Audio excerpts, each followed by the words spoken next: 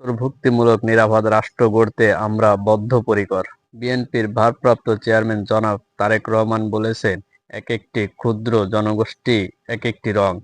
এই একেকটি ক্ষুদ্র রংকেই আমরা বৈচিত্র্যময় ন্যাশন বলে থাকি। এই ক্ষুদ্র ক্ষুদ্র জনগোষ্ঠীকে আমরা একত্রিত করে নিরাপদ একটি রাষ্ট্র গড়তে চাই। এই ক্ষুদ্র নৃগোষ্ঠীর মধ্যে আমরা একীভূত অন্তর্ভুক্তিমূলক রাষ্ট্র গড়তে চাই। সকল বাঙালি অবাঙালি সকলকে নিয়ে মিলেমিশে একটি ঐক্যবদ্ধ পরিকর করতে চাই।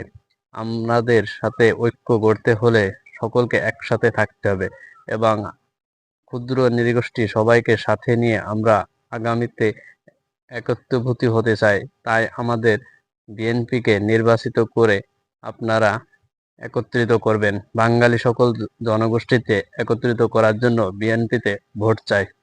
দর্শক, জনাব তারেক রহমানের এই ভোট চাওয়ার পদ্ধতিটাকে কেমন করে দেখছেন? কমেন্ট করে জানাবেন। ধন্যবাদ।